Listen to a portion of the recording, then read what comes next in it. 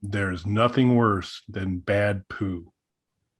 And when we're talking Winnie the Pooh, it's even worse.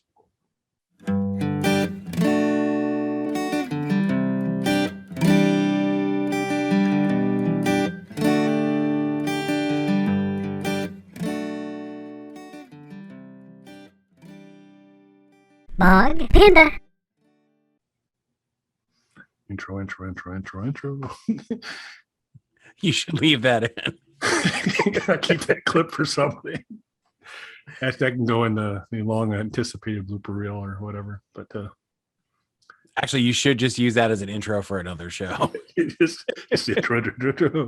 Yeah, that's reusable. We can do that. Intro. Hi, everybody. Welcome back. I'm Kelly at KELLYTHUL on Twitter and Instagram. I am Dr. Mike at Official Pagan on everything. Make sure you guys like, subscribe, turn on notifications, leave a comment, check out the merch store, do all the stuff you know you need to do. I would say go to our Patreon. We don't have a Patreon yet, but we've been eyeing an OnlyFans pretty hard. Yeah, it's a tough call. We may go Patreon. But, given the high success of our t-shirt sales, we can write our own ticket at this point to anywhere we want to go. But today we're going to kind of get off of retro gaming and move to a different kind of retro, kind of a 1926 retro, Winnie the Pooh. And it's something I didn't anticipate when the original book of Winnie the Pooh by A.A. Milne went to public domain. The last thing I expected, or close to the last thing I expected, was one of the gifts that would give us is a Winnie the Pooh and Piglet slasher movie, Winnie the Pooh, Blood and Honey. But that's what we're getting. And so we just had to talk about it. So shared the link when I stumbled across this. I shared the link with you. You responded with immediate excitement. I could tell. Talk to me a little bit about your thought process as you got that information. I knew this was coming in two different senses. Whenever something new is coming into the public domain, this happens. Not necessarily a slasher movie, but somebody is the first to jump on the bandwagon of pumping something out using those characters, and good for them. They should, exploit those things to, bring those fans in. Also too, I did see posts specifically that this was coming, but hadn't read anything about it. So I knew this existed, but didn't know any details of it. So I was excited when you sent it to me because it was like, great, this is an opportunity to read more about this and to talk about it. Also, I do appreciate you didn't open the intro with, "Are you a Pooh guy?" Oh, that'd have been good. Sorry about that. But I'm going to process that a little further. The director, Reese Waterfield, his body of work extends to such other fine ones, and also running right up on the edge of copyright infringement of Fire-nado and Demonic Christmas Tree. So, this is a man that's been churning out classics for some time. So we know, if nothing else, in the articles, she says, this isn't going to be like really high production. Just, you kind of know that, right? But the basic premise, from what we can tell, is that Christopher Robin has gone off to college, ignoring his little friends in 100 Acre Wood.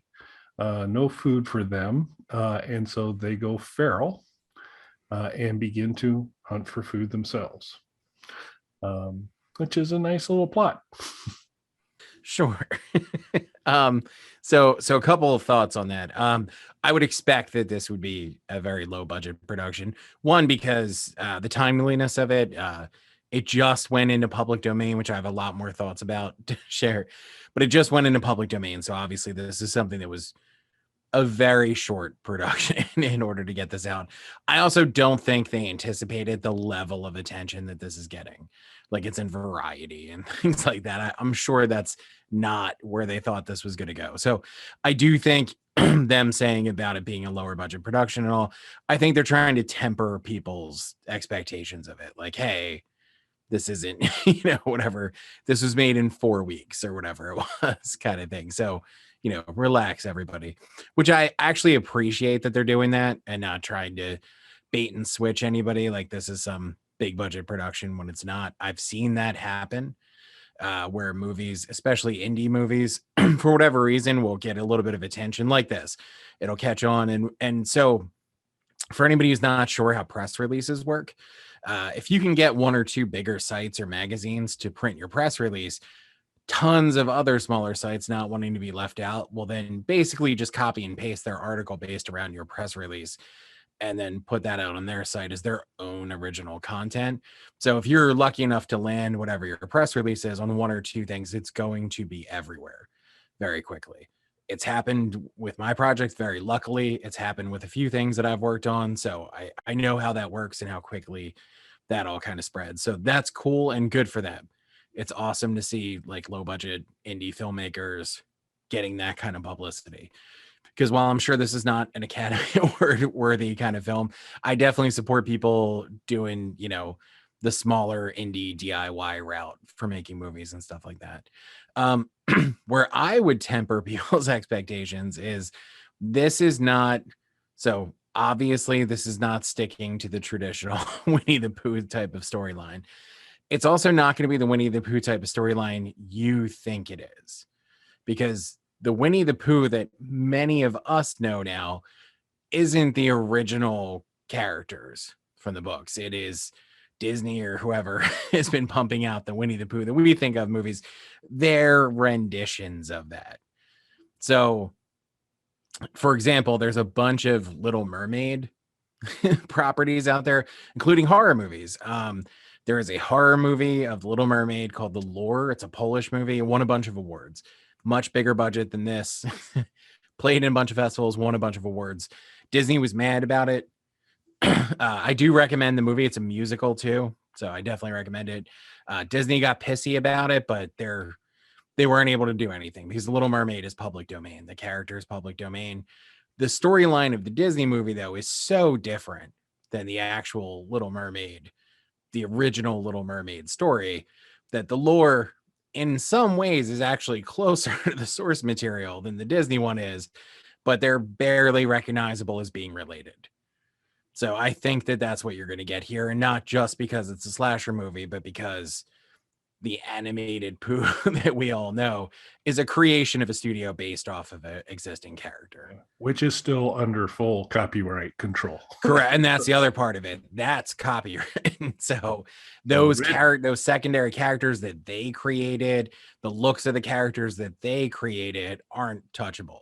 So anybody else who has an idea, like I'm going to make my own Winnie the Pooh slasher movie, you can't necessarily. You have to make sure you're only using what is now part of the public domain, which is not all of Winnie the Pooh. Yeah, I think a lot of the stuff that people would identify with Winnie the Pooh, because the Disney version is what everybody has seen. Right. It's the red shirt, it's Piglet and his little thing. Tigger actually, I think it is in the books, but doesn't show up in what's been fallen into public domain. Right. So Tigger's out. There's apparently in the movie there's at least a reference to Eeyore. He doesn't have any on screen time, but it's there. And I don't think this was true in the book, but it's and it's definitely not true in the Disney version. But Piglet has tusks in this one, so that's a little different as well. But it looks really interesting. And we recently had our 300th show. We talked about a lot of the stuff we had done, and we had been fortunate enough in a lot of things, like for Pirataconda, to get Terry Ivins to come on one of our shows and all that. I want to set a goal for us here, Mike. I think we need to try and get the hot tub girl for the photo of Pooh and Piglet sneaking up on them.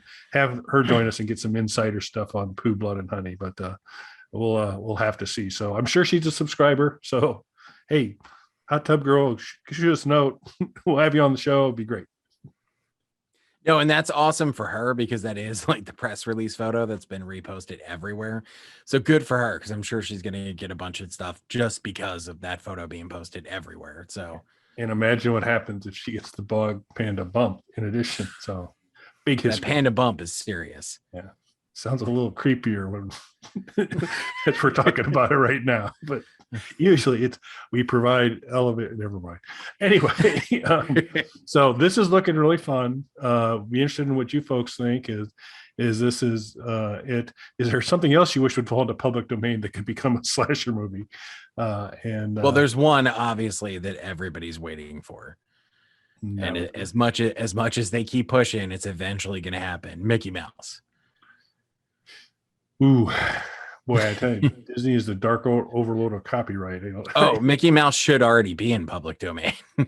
Disney actually fought and spent millions and millions and millions of dollars to get copyright law changed to keep Mickey Mouse out of the public domain. We're coming up on that again. I don't know if they can pull that off again. Yep. So that would be a good one. That would be memorable. That'll be another one of those instances, though, where the character Mickey Mouse that falls into public domain is going to be the original iteration of the character, not the Mickey Mouse that we all know from the Disney animated features and things like that, and Disney theme parks and all of that. It's not that Mickey Mouse that would be falling into public domain. Yep. All right. So I'm looking forward to it. I'd like to see it in IMAX, but I have a feeling this is going to be more of a direct-to-video release. We'll see on that. But let us know what you think. Are you guys excited about this? Is there another storyline you'd like to see? And well, I got to ask you, Kelly, if you were going to do a public domain character movie, what would it be? Oh boy, that's a great question. So it has to be in public domain now. Or falling into it soon, like Mickey Mouse. Falling into it soon. So I gotta go back to like early. So Great Expectations, I think that's where I go. I think there's a pretty good chance to have Pip go bad in Great Expectations and have the rejected bride be a zombie instead. So I think there's some good things that could be done there. So I think I'd probably go the Great Expectations route, or A Christmas Carol that just goes horribly, horribly, horribly wrong, and Scrooge comes out the other end even more horrible than he began. He murders Tiny Tim, just beats wearing him a Tiny Tim pelt, at the end, something like that. How about you? I've always been a big Sherlock Holmes fan, so maybe something Sherlock Holmes related. Watson's a cannibal, something there. We'll workshop it. If you folks have any suggestions, feel free to add them in the comments, and we'll see you again soon. Thanks for watching. Thanks, everybody.